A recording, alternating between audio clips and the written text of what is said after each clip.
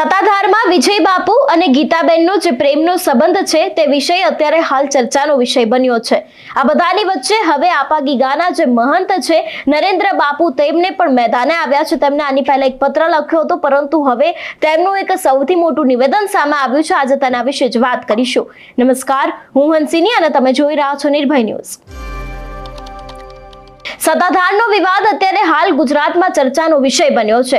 વિજય બાપુ પર લાગેલા આક્ષેપો, તેની સાથે જ ગીતાબેનને લઈને તેમની સાથેના જે સંબંધો છે તેના ઉપર અનેક એવા સવાલો ઊભા થયા છે। આ બધાની વચ્ચે હવે આપાગીગાના ઓટલાના મહંત નરેન્દ્ર બાપુ છે તે પણ મેદાને આવ્યા છે। સૌથી પહેલા તો તે આ પ્રેમ સંબંધને લઈને ખુલાસો કરતા શું કહી રહ્યા છે તે સાંભળીએ। સૌથી પહેલા તો ગુરુર બ્રહ્મા ગુરુર વિષ્ણુ ગુરુર દેવો મહેશ્વરા ગુરુ સાક્ષાત પરમ બ્રહ્મા તસ્મૈ શ્રી ગુરુવે નમઃ તસ્મૈ શ્રી ગુરુવે નમઃ। સૌ પત્રકાર મિત્રોને મારી એક નમ્ર વિનંતી સાથે અરજ છે, આ વિવાદ કોઈ સત્તાધાર જગ્યાનો છે નહીં। મારી આપ સૌને વિનંતી છે, આ વિવાદ વિજય ભગત, ગીતાબેન અને શ્રદ્ધાળુ લોકોનો છે। આમાં ક્યાંય સત્તાધાર જગ્યામાં વિજય ભગત મહંત હોય માટે આ સત્તાધાર જગ્યાનો વિવાદ થઈ જાય એવું મારે માટે માનવાને કોઈ કારણ નથી। કારણ કે સત્તાધારની જગ્યા ઉપર એક પણ પ્રકારનો આક્ષેપ લગાડવામાં કોઈના દ્વારા આવેલ નથી સાહેબ। દરેક લોકો સત્તાધાર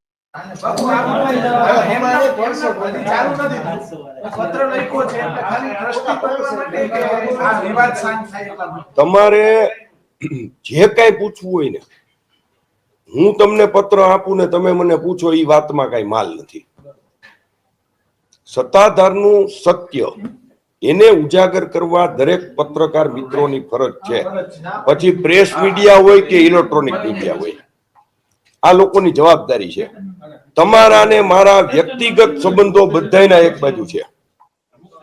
અત્યારે તમે શેની માટે આવ્યા જુઓ, જ્યાં લાખો કરોડો લોકોની શ્રદ્ધાઓ છે એની માટે આપણે ભેગા થયા છીએ। એટલે તમારે જે પ્રશ્ન પૂછવો હોય ને એ તમે મને પ્રશ્ન પૂછજો। હું પ્રેસ કોન્ફરન્સ 2-4 દિવસમાં કરવાનો હતો। મેં ઘણા લોકોને કીધું કે ભાઈ હું 2-4 દિવસ પછી પ્રેસ કોન્ફરન્સ કરું, પણ હવે તમે ઘરે જ આવી ગયા જુઓ તો કાંઈ ન કહું એ પણ મારી માટે વ્યાજબી નથી। જેને જે ચલાવવું હોય એ ચલાવે, મને એનીથી કઈ ફેર પડવાનો નથી। મારે શું કરવું છે એ જ મારે નક્કી કરવાનું છે। કોઈને શું ચલાવવું, ડીઆરપી તો સત્ય ચલાવશો તોય વધશે અને બે ખોટી વાત આપણે ઉમેરશું તો પણ વધશે। મને કાલ ઓલા અમદાવાદ વાળાને મેં ફોન કર્યો, પછી એ ભાઈ ગેંગે ફેફે ત્યાં મેં એનું ઓડિયો ક્લિપ મૂકી। અમદાવાદ વાળા ન્યૂઝ, આ પત્ર એને જ ત્યાંથી લીક કર્યો, ન્યૂઝ કેપિટલ, કોઈ રાવળભાઈ આચાર્ય। મેં કીધું તમે આમાં આ જે 1.5 મિનિટની બાઈટ એમાં એમ કહો છો કે નરેન્દ્ર બાપુને જગ્યા લઈ લેવી છે। મેં કીધું ઈ પત્રના 11 મુદ્દામાં ક્યાં એવું લખેલું છે? કયો મને, તમે મને એવું દેખાડો કે ભાઈ આમાં ક્યાં લખેલું છે કે તમે લોકો જે પત્ર માટે જઈને આવ્યા છો, એટલે આ બધા વિષયો જે કઈ છેલ્લા 4-6 મહિનાથી હાલે છે, હાલના સત્તાધાર જગ્યાના મહંત વિજય ભગત, ગીતાબેન અને હું, અમે 3 જણા જ્યાં વિજય બાપુ કે ને ત્યાં ડિબેટ માટે સામે આમને સામને આવી જાય, જ્યાં એ કે ત્યાં હું આ કહીશ જ ભાઈ, તમે ચિંતા કરો, આ હું કેવા માટે જ કહું છું। હા,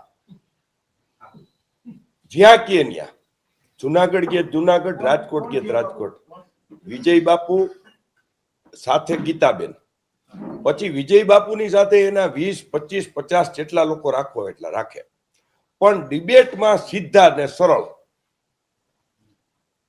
હું વાત કરું ઈ વાત કરે। પત્રકાર મિત્રોને જે કઈ સવાલો પૂછવા હોય, જવાબો પૂછવા હોય, જવાબ આપી દે, વાત પૂરી। That's all. ઈ હજી આ છેલ્લો ચાન્સ છે, હજી આ ચાન્સ દેવા માંગુ છું।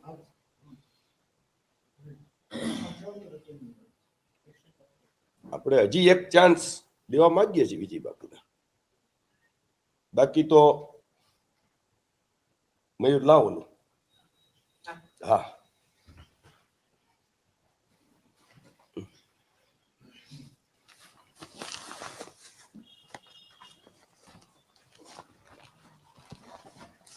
આમાંથી કાઢો.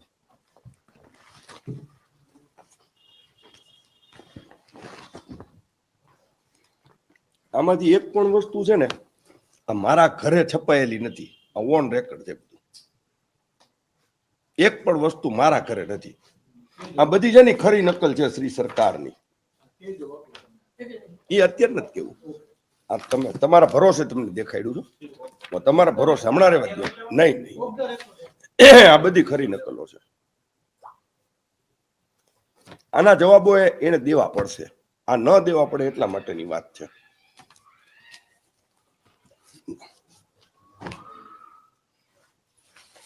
આ બધું આમાં એક પણ વસ્તુ મારી નથી. આ મારો પત્ર જરૂર જણાય બધી ફાઇલો તમને આપવાનો છું, કરાવીને રાખીશ. આ બધી એની ફાઇલો છે. સત્તાધારનો વિવાદ અત્યારે હાલ ચર્ચાનો વિષય બન્યો છે. આ બધાની વચ્ચે હવે કદાચ એક નવો વળાંક આવી શકે છે. આ વિવાદમાં એવું પણ સામે આવી રહ્યું છે ને જે પ્રમાણે અત્યારે હાલ નરેન્દ્ર બાપુએ વિજય બાપુને કહ્યું એ પ્રમાણે કે હવે તે પણ સત્યનો રણકાર કરવા ઈચ્છે છે અને આની પાછળનું સત્ય શું છે તે પણ હવે દરેક લોકોને જાણવું છે તેવું પણ તેમના દ્વારા અત્યારે હાલ કહેવામાં આવ્યું છે. તમારું શું માનવું છે આ વિષયને લઈને અમને કમેન્ટ કરીને ચોક્કસ જણાવજો.